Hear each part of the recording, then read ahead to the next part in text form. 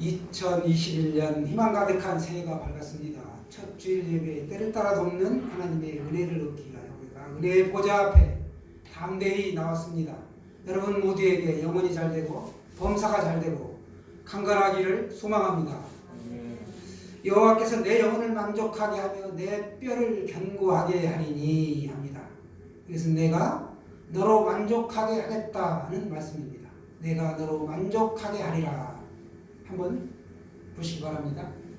금년도 표 말씀, 내가 너로 만족하게 하리라. 이사야 58장 11절의 말씀을 가지고 금년 한 해 동안 우리가 기도하며 찬송하며 밖에 나가서 영향력을 행사할 수 있도록 그런 삶을 살겠습니다. 저를 따라서 한번 해볼까요? 내가 너로 만족하게 하리라. 아멘. 그래서 우리의 삶은 물된 동산 같겠고 물이 끊어지지 아니하는 샘 같을 것이라. 이렇게 하나님이 말씀해 주십니다. 여러분, 물이 없다면 동식물은 살 수 없겠죠? 그런데 하나님께서 물을 계속 지속적으로 공급해 주시겠다라고 오늘 말씀하십니다. 하나님의 은혜의 단비가 계속 공급된다는 것을 말씀하고 있습니다. 저와 여러분의 삶이 2021년 한 해 동안 여호와가 항상 우리를 인도하는 그 인도하심에 따라 순종하는 우리가 되기를 소원합니다. 하나님께서 항상 우리를 인도하시는 이유는 뭔가?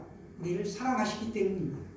그러므로 메마른 곳에서도 우리의 영혼을 만족하게 하고 우리의 뼈를 견고하게 하신다는 것이죠.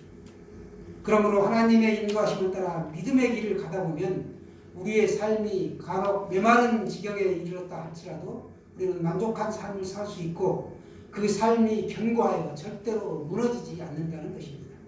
이 어려운 시기에도 우리는 견고히 서 있을 수 있습니다. 믿으십니까? 오늘 신약 인물 바울입니다. 신약 인물 시리즈 20명인데 빨리 끝내고 다른 또 설교를 해야 되기 때문에 신약 인물 20명을 마칠 때쯤 되시면 성경에 나오는 수많은 인물이 있지만 그래도 그 어지간한 인물들에 대해서는 아웃라인이 잡혀있기 때문에 굉장히 성경을 이해하는데 도움이 되실 줄로 믿습니다. 바울은 헬라식 이름으로 작은 자라는 뜻입니다. 유대식 이름은 사울인데 사울은 여호와께 구하다입니다. 그러니까 그 당시에 유대인들은 두 가지의 이름을 가지고 있었는데 사도행전에 보면 이 사도 바울도 두 가지 이름을 가지고 있었다라고 말씀하고 있습니다. 그가 1차 전도 여행에서 본격적으로 이방인들에게 복음을 증거합니다. 그때부터 사울이라는 이름 대신에 바울이라는 이름을 이 헬라식 이름만을 사용하죠. 우리가 베드로 하면 할례자의 사도로 불리는 반면에 이 바울은 이방인의 사도라고 부름받고 있습니다. 그러니까 그가 1차 전도여행 이후로 본격적으로 이방인의 사도로 불리게 되면서 바울이라는 이름으로 불려지게 되죠.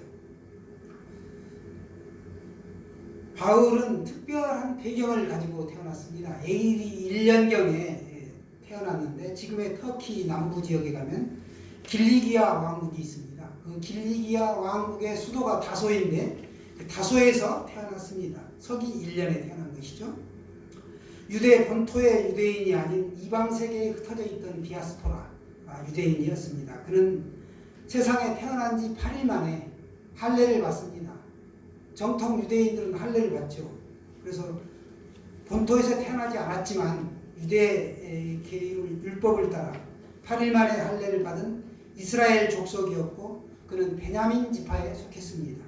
베냐민 지파의 사울왕도 베냐민 지파에 썼죠.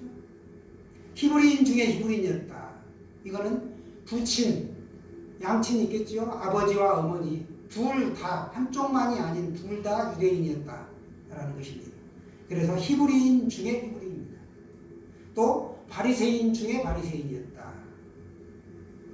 그러니까 히브리 그 엄격한 신앙 가운데 그 규율 속에서 성장했다는 것을 보여주고 있습니다. 바울의 부친은 부유한 사람이어서 아들을 예루살렘으로 유학 보냈습니다. 당시 이스라엘 최고의 석학은 누구였냐면 가말리엘이라는 사람이었는데 그 그 가말리엘의 문화에서 교육을 받게 됩니다. 그래서 바울은 날 때부터 그 당시에 굉장히 취득하기 힘든 로마 시민권을 가지고 있었습니다. 오늘날 미국 시민권 소셜 보장받기 참 어렵죠. 그만큼 로마 시민권도 갖기가 힘들었습니다. 아마도 푸틴이 로마 제국에 큰 공을 세웠거나 돈을 가지고 시민권을 샀다라고 여겨집니다. 이처럼 철저한 유대인이요 바리새인이면서 동시에 로마 시민권을 갖고 있는, 그래서 이방 세계에서 태어나 헬라어를 자유롭게 구사할 수 있는 그런 바울이었기에 향후 복음 증거를 하는 데 있어서 큰 도움이 되었다라고 생각됩니다. 바울은 평생 독신으로 살죠. 그래서 사도직을 수행할 수 있었고, 그의 직업은 뭔가 하면 텐트 메이커라고 천막 제조 기술을 갖고 있었습니다. 그래서 경제적으로 구애받지 않고 자비량으로 선교를 할 수 있었던 것이죠. 복음 증거하는 데 굉장히 유리한 조건입니다. 사도 바울은 예수님께서 이 땅에 사역하시는 동안 한 번도 예수님을 직접적으로 만나뵙지 못했습니다. 바울의 나이는 예수님보다 4살 정도 아래였고 예수님의 제자들과 비슷한 연배였습니다. 예루살렘에 살고 있었음에도 불구하고 예수님께서 십자가에 처형당하실 때 바울은 그 자리에 없었다는 것입니다. 누구보다도 하나님께 대하여 열심히 특심했던 이 사도 바울이 격분하게 되는 사건이 발생됩니다. 그것은 예수가 바로 다윗이 예언한 구세주이고 모세와 선지자들이 예언한 그리스도, 즉 메시아다라고 믿고 따르는 그리스도인들에 대하여 분노했던 것입니다. 그리스도인 하게 되면 어떤 사람들인가요? 부르심을 받은 자. 부르심을 언제 받았느냐? 창세전에. 그래서 우리가 이 거룩한 성도들은 다 그리스도인이고 부르심을 받은 자들이죠. 주의 종만 부르심을 받은 것이 아닙니다. 이 그리스도인들에 대해서 더욱더 분노하게 되는 사건이 발생되는데, 유대인들이 핍박하고 처형한 예수 그리스도를 하나같이 우리 조상이 보내신 메시아다. 그리고 그가 3일 만에 부활하셨다. 그런데 그 부활하신 예수 그리스도를 믿기만 하면, 회개하여 믿기만 하면 천국에 간다 라고 증거하니까 사도 바울이 분노했던 것이죠. 그때는 사울이었었죠. 사울이 분노한 것입니다. 사울은 이런 그리스도인들이야말로 거룩한 성전과 율법을 거스르며 전능하신 하나님을 모독했다라고 평가하고, 이제 특별히 그들을 때려잡는데 앞장서죠. 특히 스데반 집사를 신문할 때 증인으로 섰고 스데반 집사가 돌에 맞을 때 그 옆에 있었습니다. 그가 또 사형당하는 것이 마땅하다라고 여겼던 것이죠. 다메섹, 오늘날의 시리아의 다마스코스인데요. 다마스코스가 시리아의 수도죠.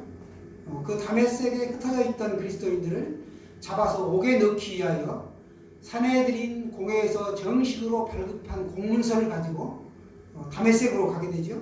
그가 다메섹 가까이 왔을 때 갑자기 하늘로부터 빛이 임하죠. 그 빛을 보게 됩니다. 그러면서 그가 꼬꾸라들어지게 됩니다. 그러면서 눈을 보지 못하죠. 그때 소리가 들립니다. 하늘로부터 사울아 사울아 내가 왜 나를 박해하느냐 하시거늘. 예수님이 그렇게 이제 말씀하십니다. 그가 대답하되, 사울이 대답하되 주님 누구시니까 하니 주님께서 이르시되 나는 내가 박해하는 나사렛 예수라 하시더라. 내가 박해하는 나사렛 예수다. 주님이 직접 말씀하신 것입니다. 이어 주님은 일어나 성으로 들어가라. 내가 해야 할 모든 것을 거기서 누가 내게 이르리라. 이렇게 말씀하시죠. 동행한 일행들의 손에 이끌려 다메섹에 들어갔고 거기서 아나니아를 만나 안수를 받고 시력을 회복합니다. 그리고 또 아나니아에게 세례까지 받죠. 모든 사람들 앞에서 다메섹 도상에서 내가 보고 들은 것, 만난 그 예수님을 증거하는 증인이 되겠다라고 그가 회심하게 됩니다. 그리고 이 바울의 핵심 사건은 사도행전의 총 3회에 걸쳐 증거가 되는데 그때마다 약간 표현이 다르게 표현이 되어 있습니다. 그러나 엄밀한 의미에서 사도 바울은 눈으로 예수님의 어떤 형상을 직접 본 것이 아닙니다. 그럼에도 그는 다른 제자들보다 더 위대한 복음 증거자의 삶을 살게 됩니다. 예수님을 만나지 않은 채로 믿어야 했던 이 바울은 오늘날의 대부분의 그리스도인들의 모범이 된다라고 볼 수 있습니다. 우리가 생각하기에 성육신하신 예수님을 직접 두 눈으로 보고 느끼고 그랬다면 우리가 그분의 말씀을 보고 들었기 때문에 더 잘 믿고 더 잘 증거할 것이다 라고 생각할 수 있습니다. 꼭 그렇지만도 않는 것이죠. 우리가 분명히 기억해야 할 말씀은 도마를 살펴볼 때 말씀드렸던 도마에게 예수님이 말씀한 것과 같은 것입니다. 너는 나를 본 거로 믿느냐? 보지 못하고 믿는 자들은 복되도다 라고 요한복음에서 예수님은 말씀하시죠. 그러니까 믿음은 보고 안 보고의 문제가 아니라는 것입니다. 믿음은 바라는 것들의 실상이요 보지 못하는 것들의 증거다 라고 성경은 또 히브리서에서 말씀하고 있습니다. 예수님 당시에도 수만의 많은 사람들이 예수님을 직접 만났고 말씀을 들었습니다. 그러나 결코 저들이 다 따른 것이 아니었고 심지어 유대 종교 지도자들은 예수님을 죽이기까지 했습니다. 반면에 눈으로 예수님을 직접 보지는 못했지만 지난 2000년 동안 하늘의 별과 같이 바다의 모래알과 같이 수많은 사람들이 예수님을 믿고 구원을 받았습니다. 그리고 천국 백성이 된 거죠. 바울은 분명하게 고린도전서 15장 8절에서 맨 나중에 만삭되지 못하여 난 자 같은 나에게도 보이셨느니라 이렇게 증거했습니다. 그리스도의 박해자였던 사울은 그를 복음 전하는 사도로 부르시는 소명에 대한 분명한 체험을 가지고 있었고 그가 사도가 되었습니다. 사도행전 22장 21절에는 주님께서 바울에게 말씀하십니다. 떠나가라 내가 너를 이방인에게로 보내리라 이렇게 말씀하십니다. 그는 이방인의 사도라 칭함을 받았고 14번째로 사도가 되었습니다. 그러니까 그는 꼭 복음 사도행전만이 아니라 다른 그가 쓴 수많은 편지 글에도 보면 예수 그리스도의 종된 사도 바울은 이렇게 말씀합니다. 아주 유창하지 않았습니다만 말씀은 유창하지 않았으나 글은 탁월했다라고 보여집니다. 그는 언변보다는 문필에 더 뛰어난 사람이었습니다. 그가 그리스도의 부속사역과 예수님의 공생애에 대해 체계적인 교리를 세웠고 설명하는 책들을 쓰게 되는데 그게 바로 신약성경 14권입니다. 신약성경의 거의 권수로만 따지면 절반을 썼고 내용 분량으로 보면 3분의 1가량이 됩니다. 그에게 결점이 있다면 너무 성급했다라고 생각합니다. 전도여행 시 도주와 찬 마가의 실수에 대해 용서하지 않았죠. 그래서 바나바와 심히 다투고 결국 이렇게 따로 갈라져서 전도여행을 하게 되는데 하나님은 더 큰 복음의 사역을 열매를 맺게 결실을 거두게 해주십니다. 따로 사람이 보기에는 다투고 분쟁하고 하나님이 보실 때는 그것이 다투고 분쟁하였지만 결국 더 큰 열매를 맺는 결과를 가져왔습니다. 그는 때로 과격하기도 했다라고 보여지는데 다른 사람의 실수를 용납하지 않는 그런 면이 준엄한 성격이었다라고 보여집니다. 큰 일을 위해서는 사소한 인정을 베푸지 않았다는 것이죠. 모든 부류의 사람들 앞에 종된 신분으로 나아가 복음을 전파하는 것과 그는 매우 겸손한 사람이었다라고도 생각합니다. 주님은 이런 그를 이상주에 불러 삼층천을 보여주시죠. 셋째 하늘이라고 하는데 첫째 하늘, 둘째 하늘, 셋째 하늘. 여러분 하늘에는 이 세 가지 하늘이 있는데 1층천, 첫째 하늘 하게 되면 새가 날아다니는 공중 스카이를 말씀하죠. 서울대 고대연대 스카이가 아닌 공중 하늘의 새들 짐승들이 날아다니는 하늘 이게 첫째 하늘이라면 둘째 하늘은 우주 스페이스를 말씀합니다. 우주 광활하죠? 우주를 말씀하고 셋째 하늘 헤븐 하나님의 나라 천국을 말씀하고 있습니다. 오늘 바울이 본 것은 이 삼층천이죠. 기도 가운데 입신의 경지에 이르렀다라고 세상에서는 말씀합니다. 기도 가운데 하늘나라를 본 것입니다. 이 삼층천을 본 바울은 14년이 지난 후에야 그걸 그 하늘나라의 호화찬란한 광경을 말로 다 표현할 수 없다라고 표현한 것을 기록했는데, 그가 자신이 직접 보았다라고 말씀하지 않고 3인칭 단수로 말씀합니다. 자신이 그 한 사람을 안다라고 겸손하게 표현하고 있습니다. 왜냐하면 자신이 직접 그걸 보았노라 하면 교만할까봐 그는 그렇게 3인칭 단수로 겸손하게 표현하였고, 그에게는 또 각양의 은사가 있었기 때문에 하나님께서 자부하지 못하도록 그에게 안지를 평생 질병으로 주셨습니다. 내 은혜가 내게 족하다 하면서 그 안지를 고쳐주시지 않으셨죠.